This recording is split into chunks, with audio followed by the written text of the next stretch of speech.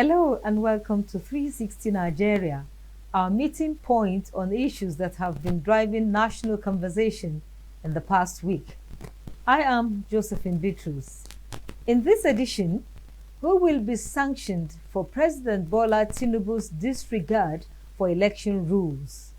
When will the tears of Nigerian workers stop flowing as Tinubunomics brings unending hard times?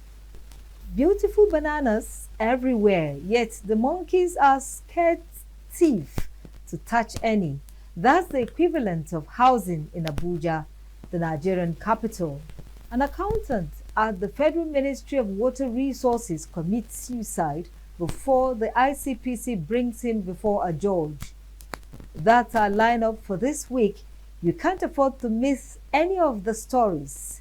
Stay with us as we take a short break. 360 Nigeria, tracking issues in the polity.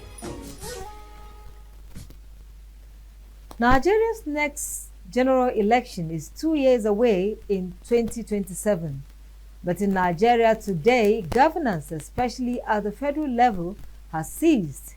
What is happening is the celebration of high-profile politicians decamping into the ruling All Progressive Congress (APC) and swelling the ranks of those who join political parties with neither conscience nor conviction. To show how in a hurry for 2027 election he is, President Bola Ahmed Tinubu has forgotten that there are rules for politics in Nigeria. Correspondent Nasiru Usman reports on Tinubu's 2027 campaign against all the rules. Penultimate Friday. That was the Christian Good Friday. A convoy of 4 brand new buses, blazing with pictures of Bola Ahmed Tinubu for 2027, were speeding on the Abuja-Kefi Expressway, heading towards Nasarawa State. A week earlier, the presidency, following media reports, had issued a statement distancing itself from the flood of billboards in Abuja and Kano, announcing the candidature of Tinubu for president in 2027. Was the presidency playing the Pontius Pilate, distancing itself from the death of Jesus Christ, but supporting his killers and even providing them with the nails? You see, politics is about is a thing of it's a very interesting arena whereby politicians will always like to propagate their actions, would like to project themselves in a certain light to their constituents. And so I don't think it's completely out of place to have the president's posters around, even though, like you rightly alluded to yourself, INEC has not released the timetable for campaigns to commence. But again, like I said, politics is about projecting. And so it's not completely out of place to see perhaps supporters of the president and his wife and his vice litter the place with posters and campaign pictures or billboards, not necessarily campaigning for the president, but projecting the president and showcasing his personality. I think by and large, this is what the administration is trying to achieve. Or rather, this is what the supporters of the administration are trying to achieve. Because if you look around, and I'm sure if you would ask the president or his vice, they have not put anybody to this, you know. So it is all a part of the permutation, whether for where he's coming from to showcase some of the things that he has achieved, or for where he's going to, which is the unknown. So we will all fold our arms and watch and observe to see what the administration has done or is doing or will do. It's unfortunate to see that even before INEC announced the commencement of campaigns for the general elections, there are already phony organizations emerging and the entire city is flooded with posters. It's a violation of the Electoral Act. Yes, the president has spoken to those, but it's really unfortunate. Most Nigerians believe in eye service, all those billboards. I'm not sure it is the president that is asking them to do, because they are interested in eye service, they do all those things. To me, it is too early to start campaigning for 2027 elections, because Nigerians are yet to have the dividends of democracy they voted for in 2023. We don't have it. It's just 2 years. So after 2 years, it is a distraction for people to start putting on billboards for politicians in 2025. It is a distraction because it affects the focus of the people in power. They'll be thinking of 2027, leaving the basic provisions of what actually the people need. It is a basic purpose. So it is a good thing that the president has came out to say that they should remove it. They should remove it because it is too early. And I believe those doing that are doing that for their selfish interest. The Independent National Electoral Commission, INEC, has its electoral timetable, which includes the time for the commencement and conclusion of election campaigns. The National Broadcasting Commission imposes heavy penalty on broadcasters who violate the rules in election campaign. So, as the Commission announced the commencement of the 2027 election campaign, if it has, why is it that only Bola Ahmed Tinubu is the candidate campaigning so aggressively? INEC refused to speak to Signature TV because it said only INEC press corps are permitted to raise issues such as disobeying election guidelines. Because INEC, for whatever reasons, refused to react to Bola Tinubu's impunity and lawlessness, Bala Mohammed, the governor of Bauchi State, has seized the entire Bauchi town with his campaign billboards and posters.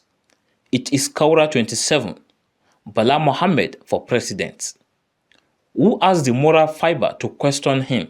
And to be sure, more candidates will beat the gun, and election campaigns in Nigeria against 2027 will be a game without rules.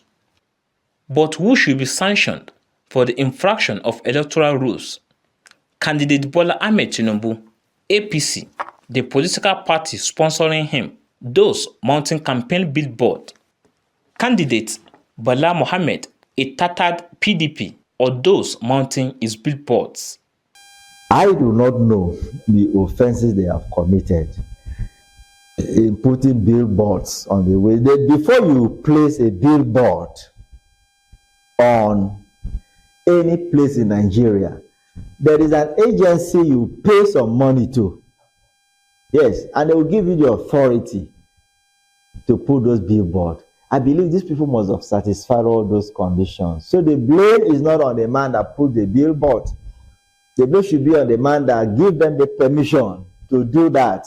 Because the man, if you don't know if that's their personal business, the man in a free society, any man can do any legally acceptable business. If their business is to place billboard to make the president happy or to make the governor happy, they will do it.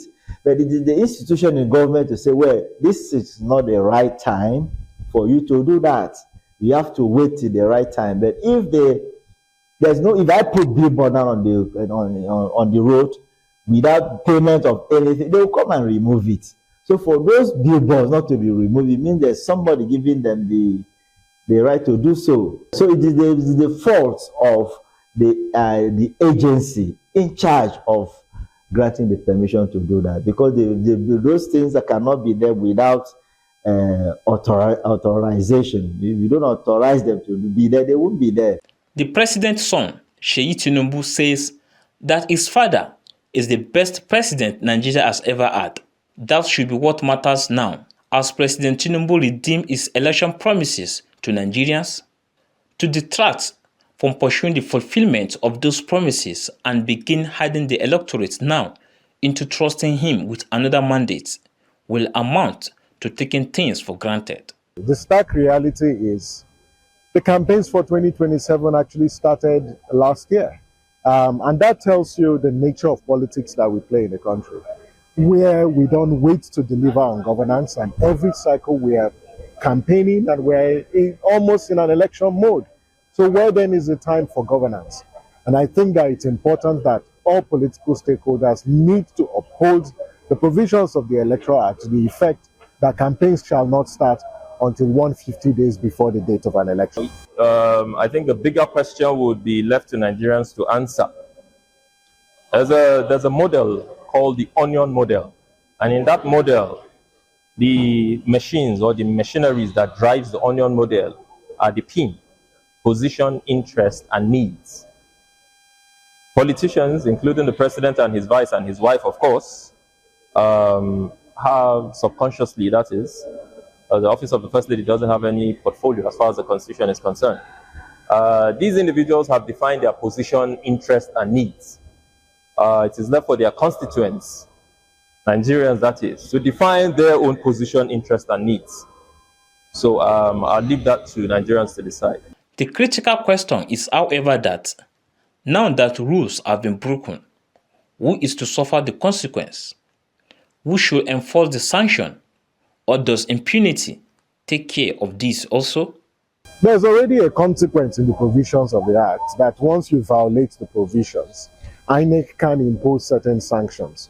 But I think that, yes, the ongoing electoral reform also provides an opportunity. If there are gaps within the law, then we should introduce laws that provide stricter sanctions for campaigns outside the legal period for the conduct of electoral campaigns.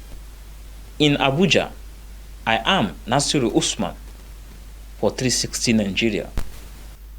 At the May 1st, 2025 Workers' Day celebration in Abuja, the president of the Nigeria Labour Congress, NLC, Joe Ajero, called for the freeing of the civic space. What he said amounted to accusing the Tinubu administration of stifling freedom of expression. Many Nigerian workers and critics of the government have other issues of concern for the Nigerian workers under the present administration. 360 Nigeria correspondent explores the challenges and hopes of workers under the Tinubu administration. Even government officials and those sympathetic to the Tinubu government say Nigerian workers are grappling with multiple challenges. These challenges include soaring living costs, wages that cannot take the workers home, and rising insecurity, all of which make the work life unrewarding. The Tinubu administration has also faced criticism for its approach to addressing Nigeria's economic challenges, with many feeling that the federal government's rhetoric and reassurances do not match expected improvements. The citizens are left to endure prolonged hardship. Many Nigerians are struggling with the harsh realities of daily life, marked by rising inflation, declining purchasing power, and increased hardship. The Tinubu administration, however, maintains an optimistic position while implementing policies which seem to further strain the working class, exacerbating their economic burdens. In this economic storm, the civic space is our lifeline, the arena to redirect governance. Neoliberalism and anti-worker policies loom large, but we cannot falter. As Karl Marx warned, the emancipation of the working class must be the act of the working class itself. Our task is clear: unite, organize, engage, and reject division. Embrace solidarity, reject fear, embrace courage, reject despair, embrace hope. We must push back against forces dragging Nigeria downwards. The ingredients we endure: job insecurity, stagnant wages, unsafe workplaces, will persist unless we reclaim the civic space. You set aside on a particular day to celebrate yourselves and try to leave the problem behind. Even those that are earning far above minimum wage, because they have brothers that doesn't have job, they have sister that doesn't have job, because we don't have social health care. They have parents that are looking for job, parents that are sick, that needs to be catered for the hospital. Even if you earn 2 million naira per month, you see that it is still nothing, because you have to cater for a lot of people that are around you. So that is really the challenge. So irrespective of what you earn, there is a challenge in the country, there's a challenge in the economy, there's a problem that must be resolved. Challenges, yes, we have challenges, serious challenges that have not been able to be resolved. The reason, I don't know why the government are turning deaf ears to the workers.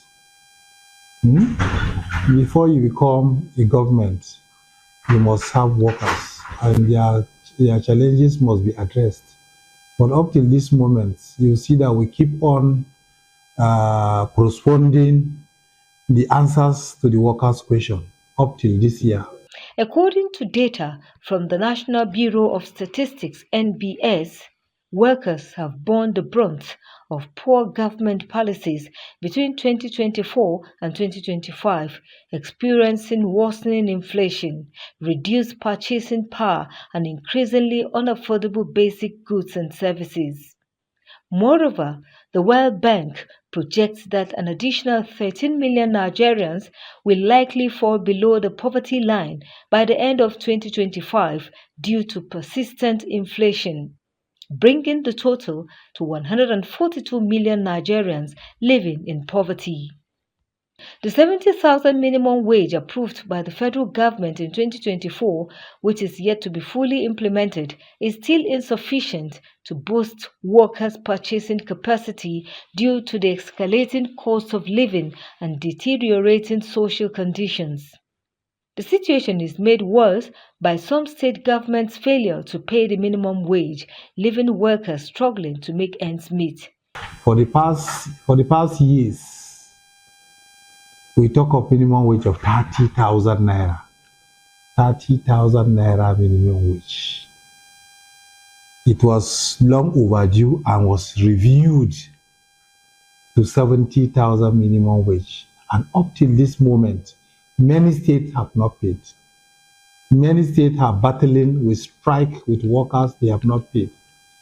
We thought when the president accept to pay minimum wage, to just go down the ladder.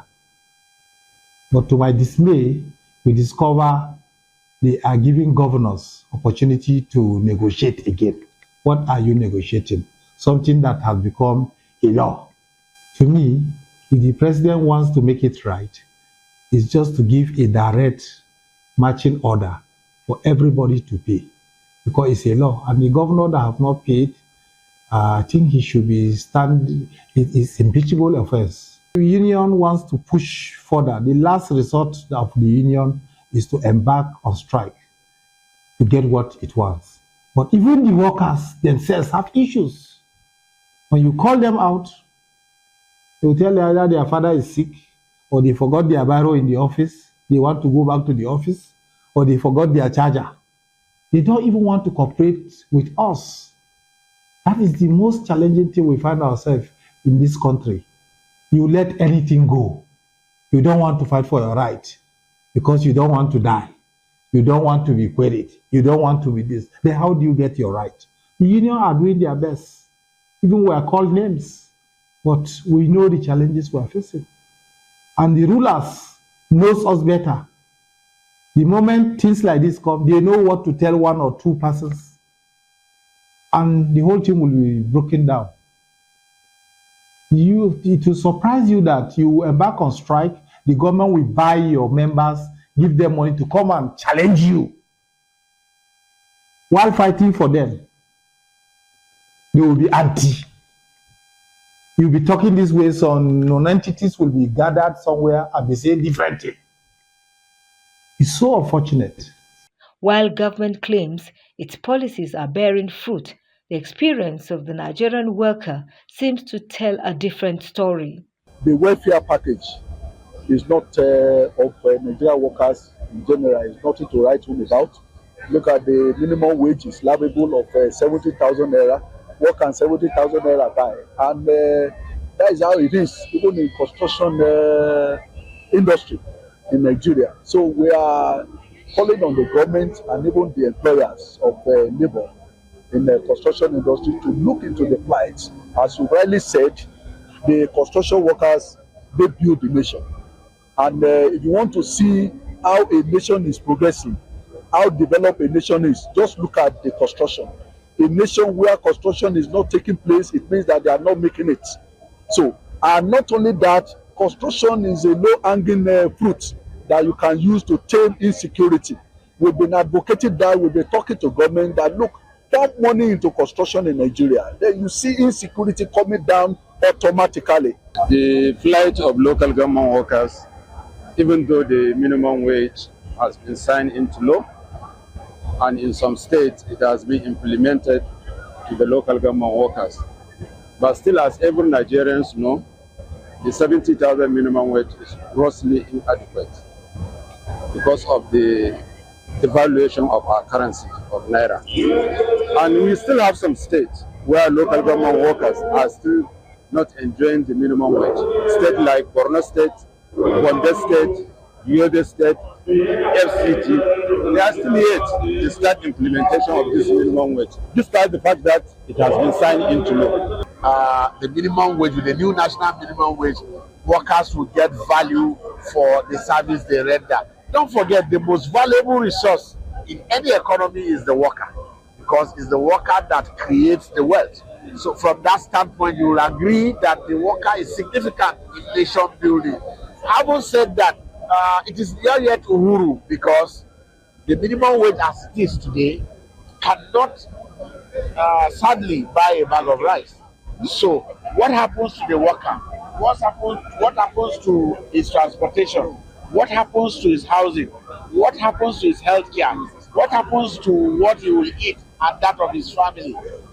Your guess will be as good as mine. It is very difficult for the worker to survive. The pledge by the Tinubu administration at the 2025 Workers' Day celebration to work with labor unions, the private sector, and civil society to drive job creation, poverty alleviation, and economic stability only reflects the need for concrete actions to bridge the gap between government promises and workers' harsh realities. This administration stands ready to collaborate with the labor unions, the organized and informal private sector, the civil society organizations, to create policies and programs that safeguard the rights and livelihoods of workers across all sectors of the economy.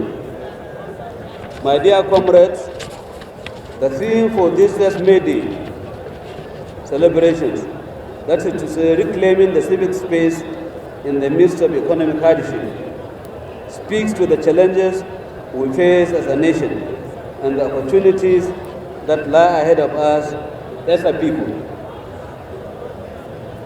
The theme is one that demands our collective attention and serves a stark reminder of the need to create an environment where every work feels safe, valued, and empowered to contribute productively to the growth and prosperity of our nation. As your President, I assure you that this administration is committed to creating such a utopic climate for the common good of all of us. Economic hardship, which today is a global phenomenon, cuts across all regions, testing the resolve of world leaders, but has not broken our spirit. I am well aware of the peculiarities of this economic hardship for Nigerians, which is occasioned by struggles and challenges we workers and indeed many Nigerians face, ranging from rising cost of living, hunger, insecurity, unemployment, loss of livelihood, and pressure to provide necessities for your families, amongst others. Let me say this clearly. Your voices are heard, your concerns are valid, and your resilience is deeply respected. This administration is committed to the renewed hope agenda of Mr. President for a new Nigeria and very soon we will be there. Dear Nigerian workers, as a government, we do not deny the weight of the economic hardship many citizens are currently facing. Inflation, unemployment, and social inequality are not just statistics. They are realities that affect families, homes, and futures. We acknowledge these challenges and we recognize that they require urgent, inclusive, and transparent responses. But we must also acknowledge that progress is being made with dialogue, engagement, and a civic space that is very open and protected and respected. This is our commitment towards moving Nigeria forward. The government, no doubt, agrees with you that a vibrant civic space is essential.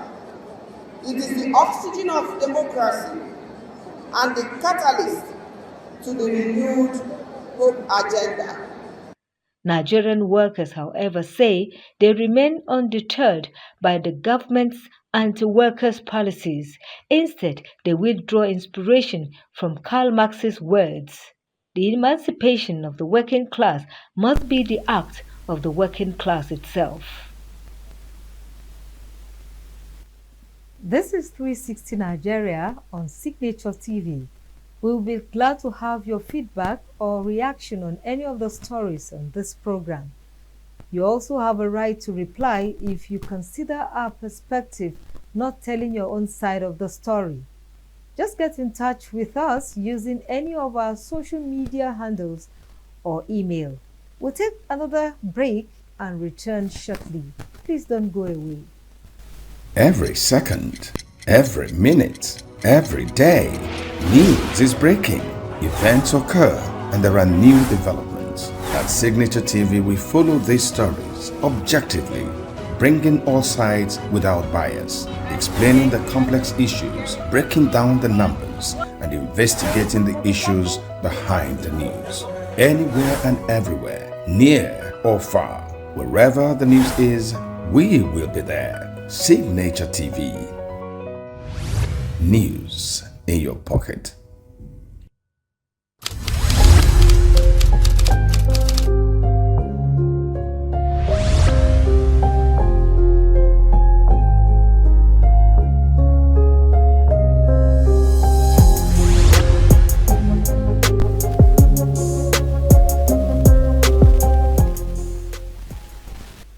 Welcome back. Abuja, Nigeria's capital city, has a magnetic pull for the adventurous, those looking for the good life, and those who are in love with power. For many of those attracted to Abuja, however, the glamour of the Nigerian capital could turn to either being left in the cold or having to bite their tails in overcrowded accommodation in far-flung suburbs. Behind the glamour of Abuja's luxury estates and high-rise buildings lies a hidden crisis: sky-high rents, empty houses, and commuting long distances for the average Abuja worker. Correspondent Chimeze Nzadima examines the issue. Beneath the towering skyline and gleaming developments in Abuja, the Nigerian capital city, lies a troubling reality. Many of the beautiful houses are empty, unoccupied, the rents are ever rising, and shortage of accommodation is everybody's Abuja story. As real estate developers continue to build in the city's high-end districts, the question remains, who really benefits from these many luxury houses? And more importantly, why are there so many vacant properties, especially when so many Nigerians can't afford housing? We asked a seasoned estate developer, Engineer Aliyu Yunusa, what factors are driving up housing prices in Abuja. He pointed to both demand and speculation, explaining how the market is being distorted by the activities of political elites and high-end investors. In Abuja, The factors that basically influence house prices are as follows. Number one, the location, which is in fact one of the most component factor. Because you agree with me that price of land in Maitama is not the same amount as either Kubwa or Wagwalada. So the location has a very high impact, because why is that these areas like Maitama, scarcity of land in such area is high. Yes. So let me give you probably some example. Like we say too, for example, along that Ademola Crescent, you see what is happening in such area now is remodeling. People want to build something, there is no land, they buy another person's property, then and rebuild. So imagine you want to buy a house in such area. So it means that the cost of the previous house they bought, they demolished and rebuilding is going to come on. So number one is location. Then two is the economic factor. For the span of 2 to 3 years now, this industry has experienced inflation of almost 300% in increase of materials. So the pricing of materials, and also the FX too has effect, a very high effect to play in the pricing as well, because some of the finishing items that we use are imported, and with the high rate of dollar in the market, so the cost of importation will be high. It will also directly affect the price of the houses. Many civil servants and ordinary Nigerians in Abuja struggle to find a place to live near their workplaces. They can't afford the empty Abuja houses. They instead spend hours commuting from far removed area councils outlining suburbs of Nasarawa State or even Niger State. With land acquisition being the game for the rich and the politically connected, much of Abuja's prime land ends up in the hands of the men of power and means. But what about ordinary Nigerians? Can they access land to build affordable housing in the city? Is the process as transparent as the authorities says it can be? There are government allocations. Then there are second buyer land. Then as a developer, we also talk about the ones we partner with people to develop. Now, if you have direct allocation from the government, what you just need is for you to apply. You apply, pay for the necessary application fees, and the land will be allocated to you, which is far cheaper. But the process is a bit tedious. It takes time, which also scare or demotivate some people away from going that route.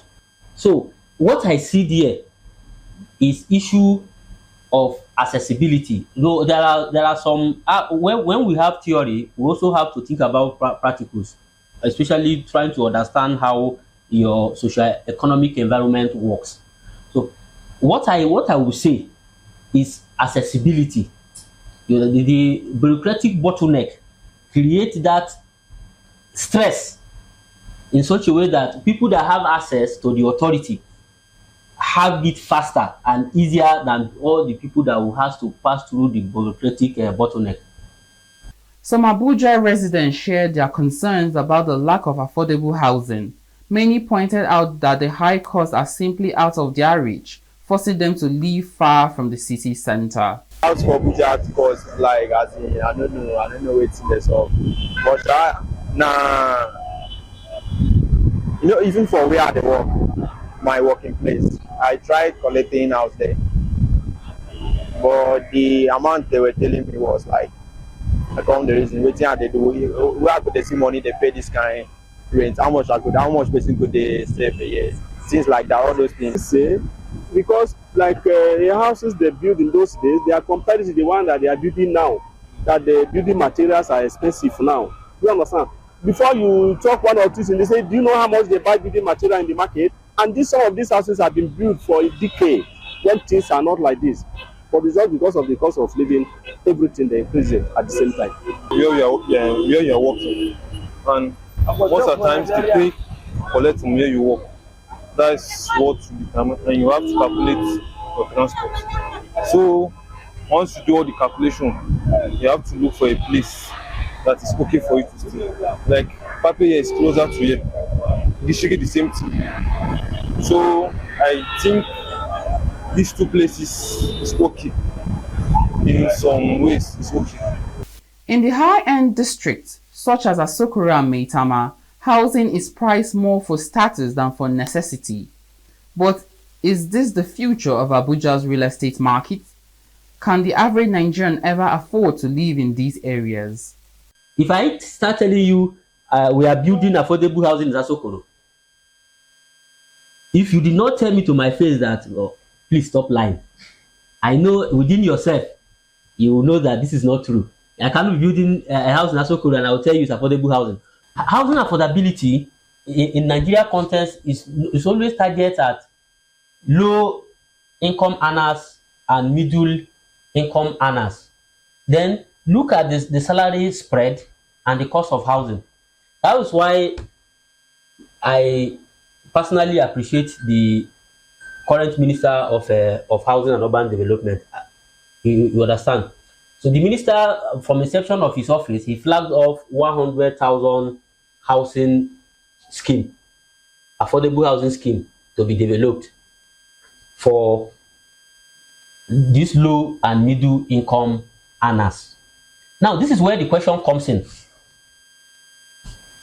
You want affordable housing and you want to live in Maitama. Do you really need affordable housing? But beyond the high cost of houses in Abuja, there is also the question of vacant property. With so many high-end buildings sitting empty, there is growing concern that the real estate in Abuja might just be a tool for money laundering, a practice that only further worsens the housing crisis. Are people laundering money in real estate? No! Do you know why I'm saying no? Because if I say yes, it means I said yes, this is not doing their job. So the ones that are being laundered in real estate, they are exposing them.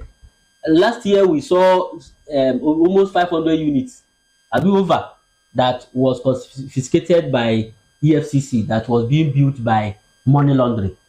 There are different reasons people own properties. Some people buy to live inside. They are also contributing their own quota.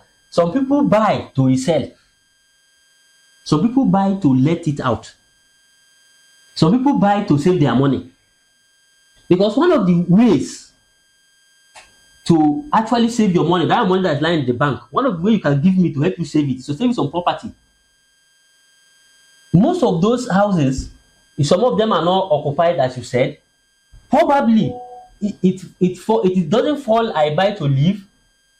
It doesn't fall I buy to let. It might fall in I buy to use it to keep my money. Are you getting it now? And there's something I wanted to interest you.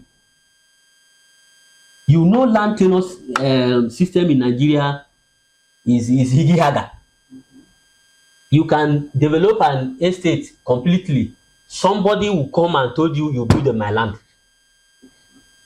How are we sure that legal battles are not most of the reasons that most of these properties are also unoccupied? How are we sure that some of these properties are not kept to save money? So what's the solution? Some have suggested that the government should impose taxes on empty property, forcing their owners to rent them out at lower, more affordable prices. I don't think it's a good idea, because already you are infringing their right. It is their property. It is mine. Do you know I can buy property and decide to bring it down? It's my money. Then the next question, government should be taxing. Is government not taxing houses? What is a tenement rate in Nigeria? What is ground rent? Ground rent, because government lease land for you for 99 years, you keep on paying them the ground rent annually for that year. Then your tenant rate are the rate you paid on value of your property annually. Now the question should be enforcement. Are government enforcing tenant rates? Are the government have the data, complete data of the houses?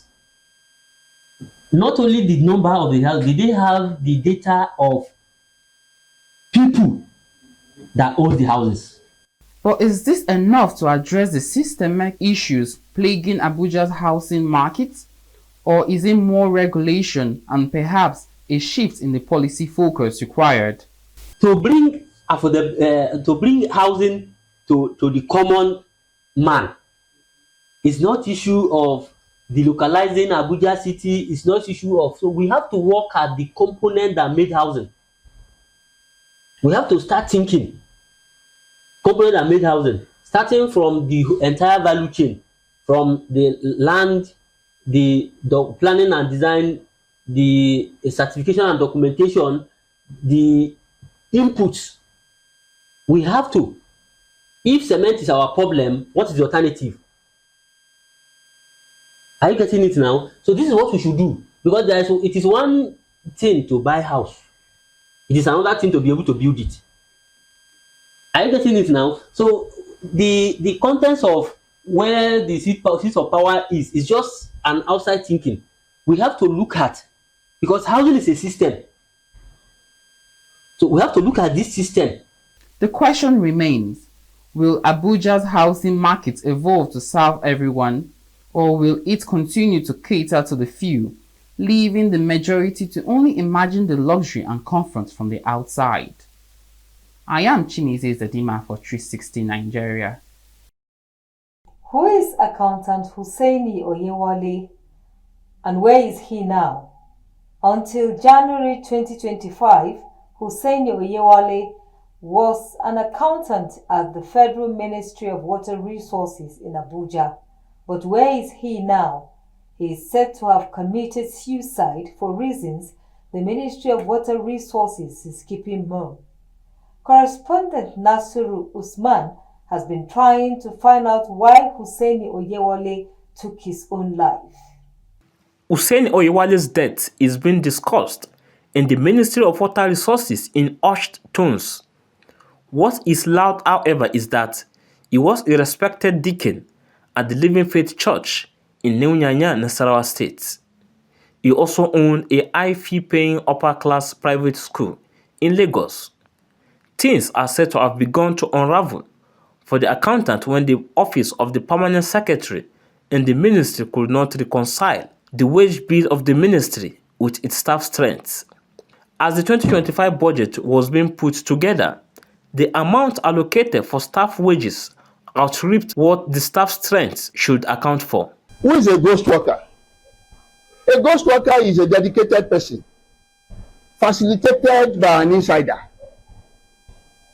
to collect salary for work not done. If you are my person, and I know that if I give you job, you don't have to appear. You are a ghost worker. So long as you are getting your salary, you won't complain. I won't complain because I'm getting my own cut. So at local government level, it is doable. State level, it is a done deal. Federal government level, it is a regular affair. And when you look at the state does not have what you call IPPIs. It's only federal level. It is because of the level of compromise at the federal level that is beyond description. Don't forget how we get to some level. We started with procurement problem in 2004, 2005. How did we get to that level? How will some people not do work and collect salary? How will some people not do a contract and collect money? If it is possible to put people there. And they do it regularly. It is purely political decisions. And Politicians are mostly behind it, as well as civil servants. There was the order of a rat. The Ministry of Water Resources authorities who smelt the rat invited the Independent Corrupt Practices Commission (ICPC). The anti-graft agency soon discovered that about 40 names not known in the staff list of the ministry had been drawing salaries for over a long period of time. The man who compiled the staff wages, the list of beneficiaries and their bank account was Deacon Accountant Usaini Oyewale. The names of some of his family members were even on the staff list, drawing salaries and getting allowances. The IPPIS is integrated personnel and payroll information system. If you are able to tamper with the personnel information system, you can add salary or payroll to the personnel. When you talk of adding salary, it's just a question of manipulating the biometrics. So long as I can get the personnel into the system, I can add salary to it. And once salary is added to it, all I need to do is using the interface of technology to transfer the salary into a dedicated account. And that is what they do mostly in some ministries. You always see government coming up to say, we are after ghost workers. They know they are there. It's a political decision. A lot of people that ought not to be in the system are in the system. A lot of people that ought to be in the system cannot find space because the system has been heavily compromised. IPPIS is heavily compromised. The so-called managers of IPPIS is heavily compromised. So definitely it is a doable deal. As the ICPC dug further, some staff members began to provide more insights. Usaini Oyewale was allegedly part of a broader ring involving some staff in the office of the head of service and the accountant general of the federation, who specialized in manipulating ministry salaries using ghost workers' names. The ICPC had concluded its investigation and was to arraign Usaini Oyewale on charges bordering on breach of trust, tampering with federal government records, and theft before he committed suicide. The criminal case has many aspects, you get. When you talk about, it depends also at the stage of the case. If it's a case that judgment has not been pronounced by the trial courts, then of course in that case nothing is a subject of appeal. That criminal trial ends with the death of the person. In a situation where judgment has not been delivered on the trial, there was no way of knowing why he took his own life, but Usaini Oyewale took his own life before he could have a date with a judge. Was he a coward or a man of conscience who could not stand the prospect of being called a dishonest man of God? Meanwhile, the 40 names have been removed from the payroll of the Ministry of Water Resources and Usaini Oyewale's elite private school in Lagos seized by the anti-graft agency. Can the ICPC prosecute a dead man? And can the dead forfeit property since he is no longer alive to defend himself? What happens to his ring members, said to be in the office of the head of service and the accountant general of the federation? as a matter of fact, it is a general principle of law, a repeated principle of law, that in civil matters, once the plaintiff or the defendant dies, their next of kin or successor in title can be substituted. Successors of a deceased accused person can take over the case, not in the criminal respect, but to the extent to which their rights in the properties of the deceased accused person is affected. Are you getting my point? That's why I said it is only when a judgment has been entered. Now, if there is an order for temporal forfeiture and the accused person died before the order is either set aside or made permanent, the successor in title also have the right to challenge that order for temporal forfeiture. In that case, they are not inheriting a criminal trial, because criminal trial per se dies with the death of the person accused.